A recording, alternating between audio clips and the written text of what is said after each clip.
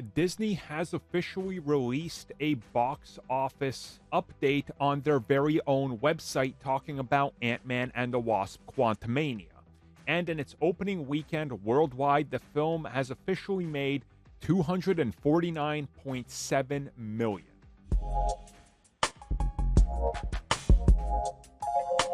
So while the Rotten Tomatoes score continues to fall, the audience score has leveled out somewhere around a 7.5 to 8.2 out of 10. The box office is all well with Ant-Man, as it's the best performing Ant-Man when it comes to box office so far, which I think most people expected. Disney does confirm that the film in its domestic debut made $120.1 million and an additional $129.6 internationally for the full global open. So what exactly does this mean? Well, nothing really. The film is doing just about as expected, I would say. Better if you look at most people and what they were thinking the film was going to do overall. The estimates worldwide were coming in at around 230, so doing right around 20 million more than that puts it ahead of schedule, which isn't really that bad, all things considered. Now, of course, the big factor here, as always, is the second and third weekend. Does it have legs?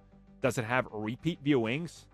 Does good word of mouth or a sinking Rotten Tomatoes possibly interfere with that? That's always a factor. We saw, for example, just last year, Black Adam.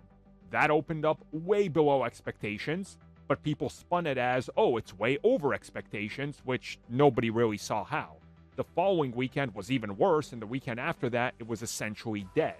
But that was a combination of everything surrounding the film.